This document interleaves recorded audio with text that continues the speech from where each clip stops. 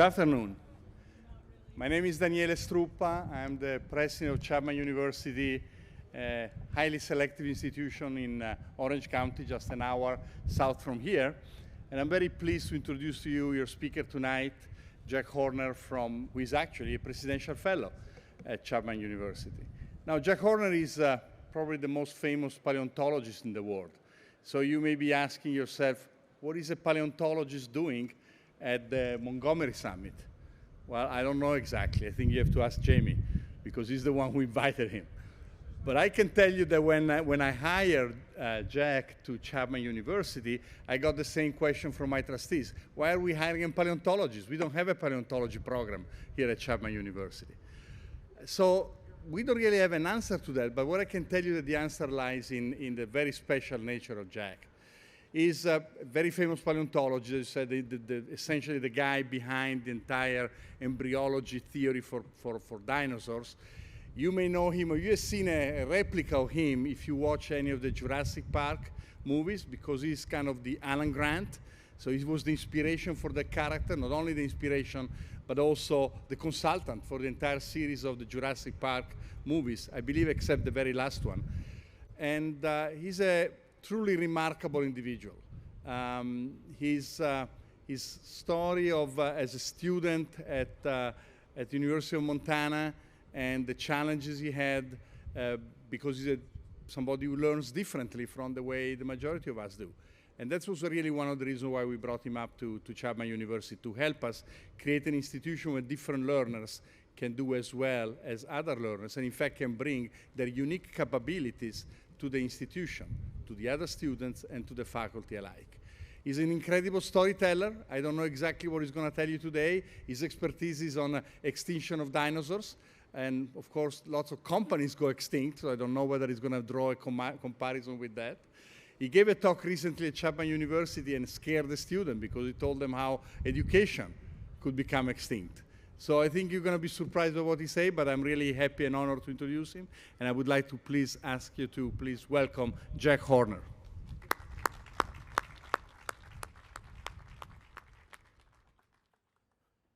Dinosaurs.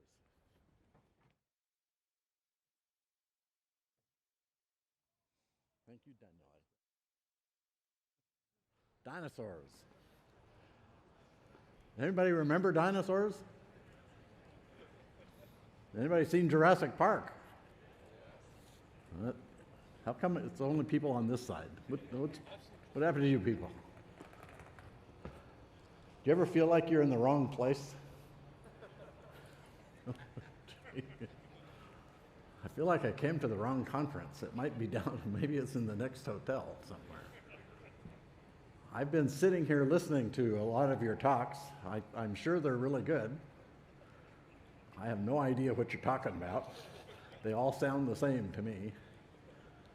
Well, so we're going to talk about dinosaurs and business lessons from the dinosaurs.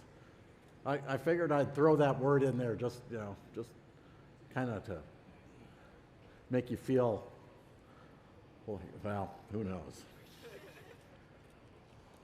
So,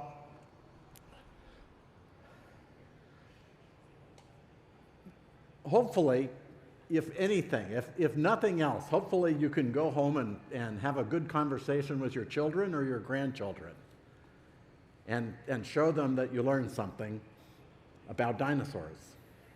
Does everybody know this? Does everybody know that this is not a dinosaur? Does everybody know that? So those swimming reptiles and those flying reptiles, they are not dinosaurs. Mammoth elephants are not dinosaurs. Saber-toothed tigers are not dinosaurs. All right, well, okay. So there are two groups of dinosaurs, non-avian dinosaurs and avian dinosaurs. All right? So birds are avian dinosaurs. So if you look at this chart right here, you can see that crocodiles and alligators are actually more closely related to birds than they are to lizards, snakes, or turtles. Does everybody understand that? Most people, does anybody disagree with that? Does everybody realize that you can be a reptile and warm-blooded? Okay. Let's go for this again. How many of you saw Jurassic Park? Oh, everybody saw Jurassic Park. Now? Okay. All right. Okay. So, does everybody know that none of this is true? Does everybody know that? All of you that saw Jurassic Park, do you realize that we cannot get DNA out of an insect? We cannot clone DNA. We cannot raise a dinosaur in an ostrich egg. We can't do any of this. All right, we can't do that.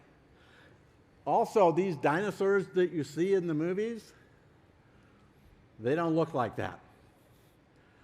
Spielberg made them that way because he wanted them scary looking. That's not how dinosaurs looked. Anybody seen the thing that's on television right now? It's called Prehistoric Planet. Okay. I didn't figure you saw that because you were here. And it's on right now.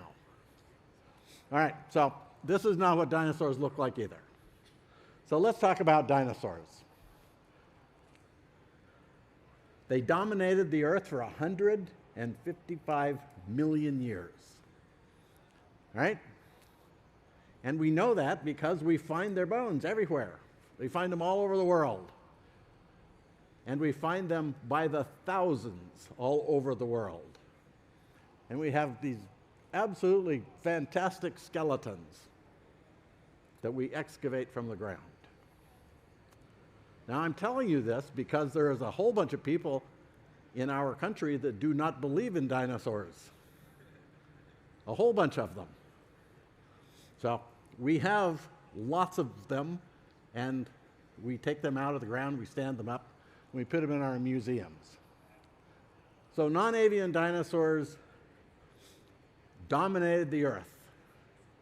They were on the land, they were in our jungles, they were in the seaways, there were dinosaurs that swam in the ocean, there were dinosaurs that swam in rivers, there were dinosaurs living at all of the latitudes, on all of the continents, including Antarctica, that had palm trees at the time dinosaurs were there.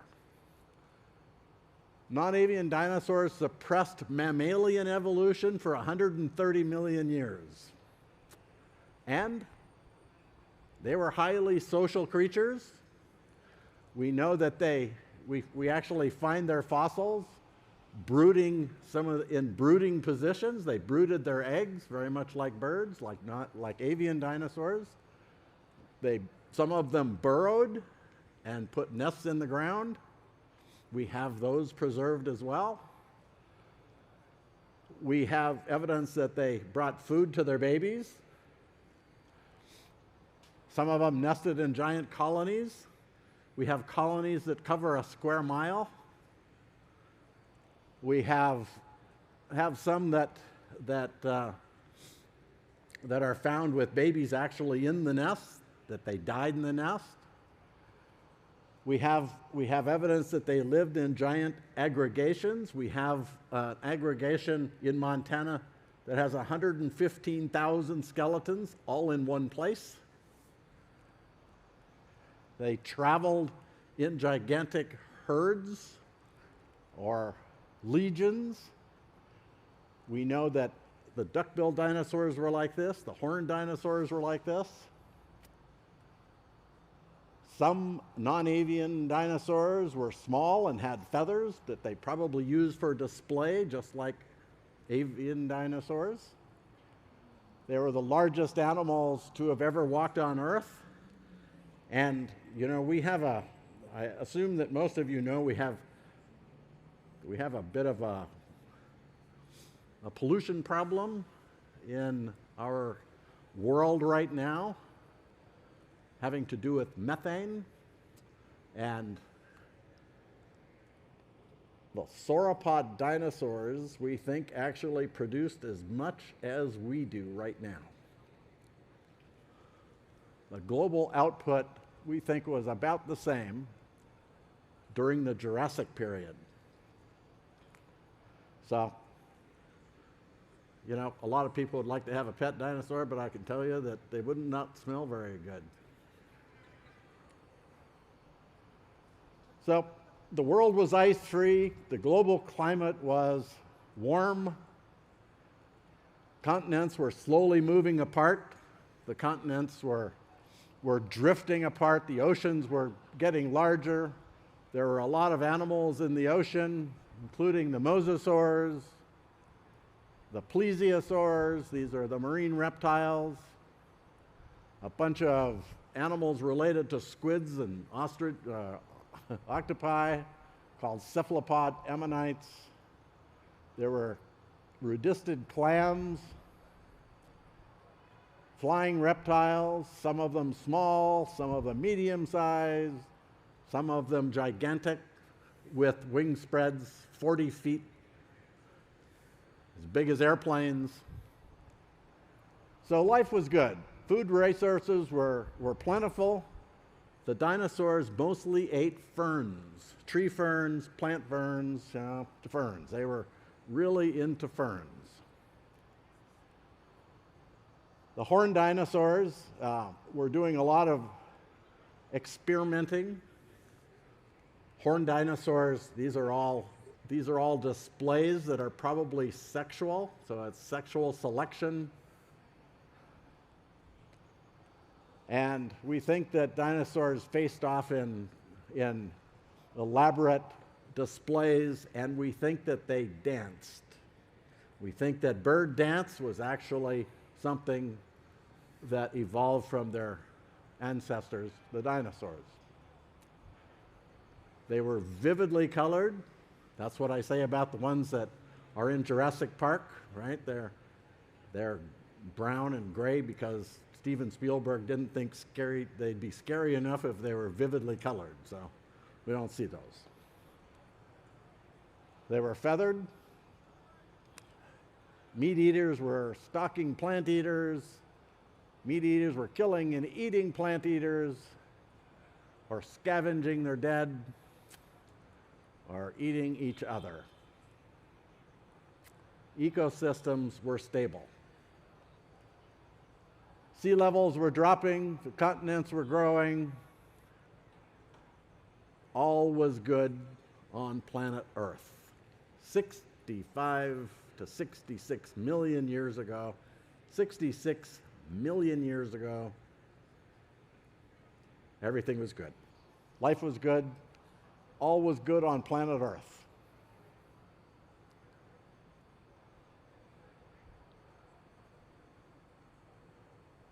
$120 million miles from Earth, however, asteroids were moving, shifting. And many pulled away toward the sun by gravity. One of them in particular was in the path headed for Earth. So 66,038,000 years ago is when it happened. An asteroid entered Earth's atmosphere as a bolide, super bright asteroid meteor. The 6-mile wide bolide struck the Earth with the power of 10 billion atomic bombs. And everything changed. The surrounding sea and land was vaporized with winds exceeding 600 miles per hour. Within 1,000 miles, everything was incinerated. Several thousand gigatons of asteroidal and target material were ejected at velocities exceeding 5 kilometers per second, forming a fast-moving cloud that transported dust, soot, sulfate, aerosols around the Earth in 4 to 5 hours. The impact ejected rock debris into space, and upon entry, it started forest fires all over the world. The superheated seawater infused into the earth, creating hydrothermal systems that would last 1 million years. 357 billion tons of sulfur dust filled the atmosphere and created a greenhouse effect. The impact caused a mega tsunami. We think that it was a mile high, that once it hit the shores of North America, spread all the way to Illinois. It created earthquakes, 12 on the Richter scale near the impact site, and 9 worldwide. On the opposite side of the world, the antipode, which is India. So India, as the continents were spreading apart, India was actually separated from Antarctica, and it was moving northward, where it would eventually crash into Asia, right, forming the Himalayas. But at the time, it was afloat out in the Indian Ocean, and it was the exact opposite side of the Earth, and at the time of the impact, huge volcanic eruptions occurred, and they would last, spew out incredible amounts of lava, and it would spew out for 1,000 years. So all of these things I've been talking about, the ammonoids, the rudous clams, the inoceramid clams, the flying reptiles, the marine reptiles, all of the non-avian dinosaurs, plus 75% of all the life on Earth was exterminated. For many plants and animals, it probably died instantaneously. Some of them may have occurred over a year, and some may have died over a decade, but all of them died. The physical world would take a year or more to recover. Plants whose seeds had laid in dormant rebounded. Crocodilians, turtles, lizards, snakes all survived. Burrowing nocturnal mammals survived and diversified. Avian dinosaurs survived and diversified. It would take 5 million years for the Earth to completely recover. The impact site took much longer, and in fact, we still can find it. It's still visible underwater. So, crocodilians, turtles, lizards, and snakes survived. Mammals survived. Avian dinosaurs survived. What was the problem with the non-avian dinosaurs?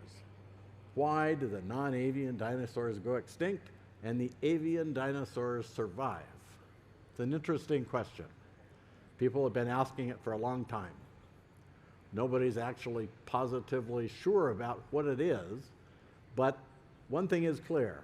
There were way too many gigantic dinosaurs, so excessive gigantism is certainly one reason, but probably a more important reason is they were eating ferns. In fact, most of the dinosaurs were eating ferns. The plant-eating dinosaurs were eating ferns, and the meat-eating dinosaurs were eating the fern eaters. And that's not good. The larger you are, the more vulnerable you are. So grow your diversity, even when things are going well. That's my suggestion. Diversify. Evolve. Don't go extinct. You hear that? Don't go extinct. All right? Always keep an eye peeled toward the heavens, because who knows what's coming. Or, if nothing else, keep an eye on our genetics lab, where we're trying to make a new dinosaur and bring back those that went extinct. All right. Thank you.